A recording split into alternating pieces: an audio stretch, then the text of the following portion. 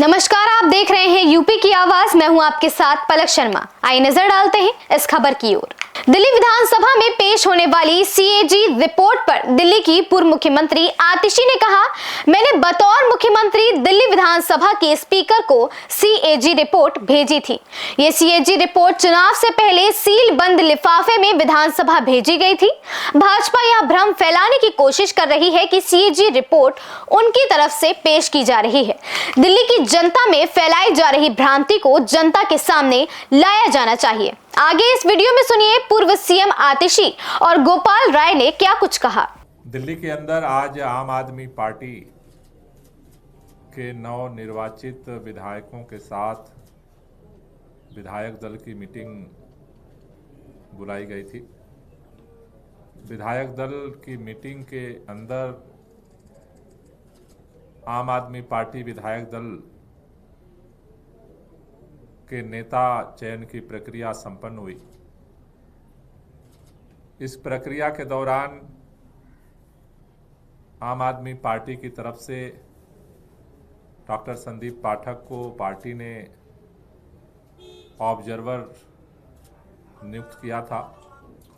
उनकी उपस्थिति में आज आम आदमी पार्टी विधायक दल के नेता की चयन प्रक्रिया पूरी हुई है।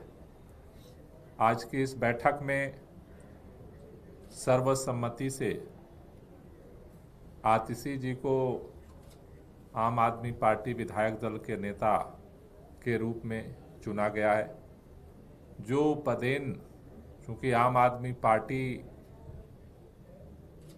को जनता ने विपक्ष में बैठने का जनादेश दिया है, तो दिल्ली विधानसभा के अंदर लीडर ऑफ अपोजिशन प्रतिपक्ष के नेता की भूमिका विधायक दल के नेता के रूप में आतिशी जी निर्वहन करेंगी। सर्वसम्मति से ये प्रस्ताव सभी विधायकों ने पास किया है। इसका प्रस्ताव विधायक दल की बैठक में संजीव झा जी ने रखा था और कुलदीप कुमार जी और जनरैल सिंह जी ने इसको समर्थित किया था।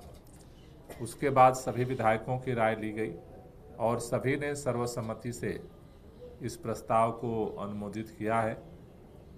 तो आम आदमी पार्टी की अब विधायक दल के नेता के रूप में और सदन के अंदर प्रतिपक्ष के नेता के रूप में आतिशी जी, जिन्होंने दिल्ली के अंदर एक चुनौतीपूर्ण समय में मुख्यमंत्री की जिम्मेदारी का निर्वहन किया है और सरकार के मंत्री के रूप में भी इन्होंने काम किया है।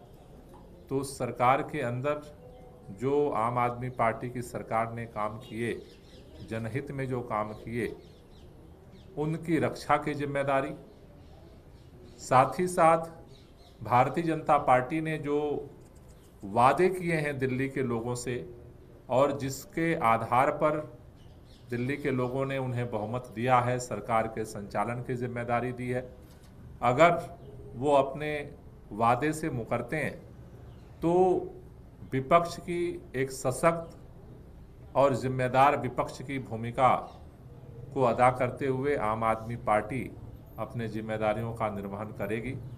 और मुझे भरोसा है कि दिल्ली के अंदर भारतीय जनता पार्टी ने जो जो वादे किए हैं उनको लागू करना और दिल्ली सरकार ने अरविंद केजरीवाल जी के नेतृत्व में आम आदमी पार्टी की सरकार ने जो काम किए हैं दिल्ली के लोगों के हित में, उस पर उसकी रक्षा करना, ये दोहरी जिम्मेदारी हमारे नेता प्रतिपक्ष के कंधों पर है। सभी विधायक दल मिल करके सदन के अंदर इस काम को आगे बढ़ाएगा। मैं आतिशी से चाहूँगा कि वो भी अपनी बात करें।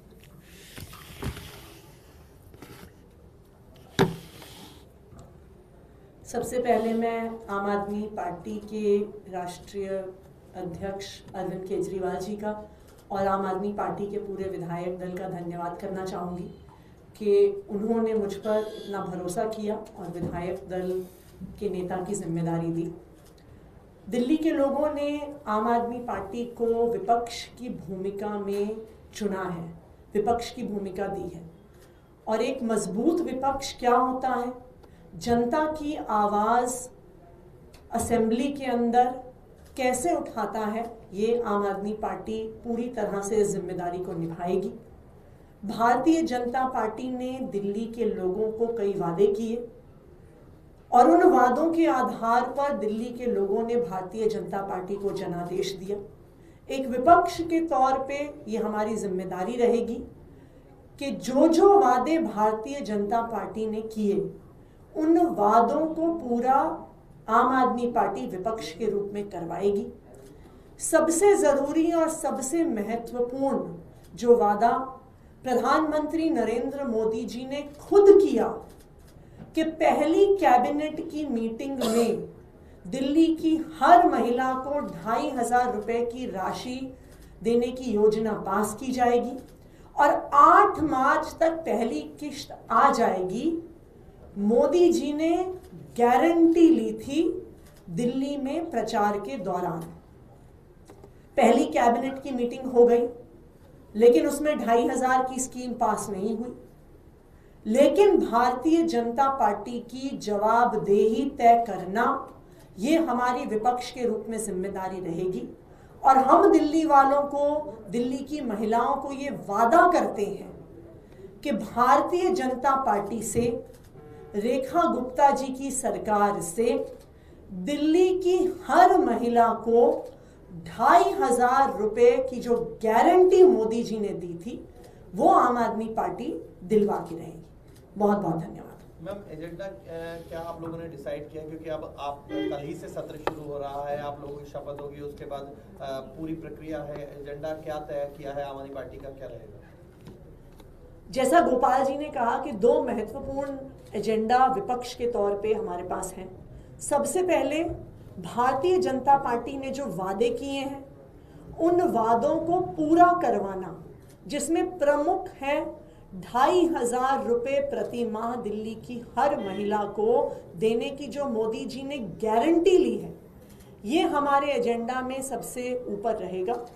दूसरा, ऐसा सुनने में आया है भारतीय जनता पार्टी की सरकार के मंत्रियों के बयानों से कि आम आदमी पार्टी की सरकार ने, अरविंद केजरीवाल जी ने जो काम किए हैं उन कामों को बंद कराने की अगर कोशिश की जाएगी। अभी स्वास्थ्य मंत्री का एक बयान भी आया था कि कई सारे मोहल्ला क्लिनिक बंद करवाए जाएंगे। तो दिल्ली वालों का कहीं पर भी कोई अहित ना हो, इसके लिए आम आदमी पार्टी के सारे विधायक, चाहे असेंबली के अंदर चाहे सड़कों पर, हम दिल्ली वालों के हक के लिए लड़ते रहेंगे। 14 सीएजी रिपोर्ट्स की बात हो रही है, कह रहे हैं कि इसी सेशन में जैसे ओथ होगा उसके बाद लाएंगे। क्या आम आदमी पार्टी सरकार के लिए इससे मुश्किल बढ़ सकती है और आप विधानसभा में स्ट्रैटेजी क्या होगी? जो सीएजी की रिपोर्ट्स हैं, उन सीएजी की रिपोर्ट्स को मैंने बतौर मुख्यमंत्री स्पीकर साहब को भेजा है। तो ये जो फैलाया जा रहा है कि भारतीय जनता पार्टी ने निर्णय लिया है, ये सीएजी रिपोर्ट्स चुनाव से पहले ही दिल्ली विधानसभा एक सील्ड एनवेलप में चली गई थी। ये सीएजी रिपोर्ट्स पहले हाउस में प्रस्तुत होनी ही थी। तो इसलिए भारतीय जनता पार्टी जो ये भ्रम फैलाने की कोशिश कर रही है कि उन्होंने फैसला लिया है, वो रिपोर्ट्स प्रस्तुत करेंगे, ये बिल्कुल भ्रामक है। सीएजी रिपोर्ट्स मैंने ही दिल्ली विधानसभा में भेजी हैं और बिल्कुल हम ये चाहेंगे कि जो भी मसला है, जो भी ये सीएजी रिपोर्ट्स में है, जो भ्रम फैलाया जा रहा है, वो बिल्कुल दिल्ली के लोगों के सामने आए। वजह क्या रही कि पहले आपके सरकार के दौरान ये सीएजी की रिपोर्ट पेश नहीं हो पाई? वो तो एक रूटीन प्रोसीजर है, वो अलग अलग समय पे सीएजी की रिपोर्ट स्पीकर को भेजी जाती है। इस खबर में बस इतना ही। देखते रहें यूपी की आवाज।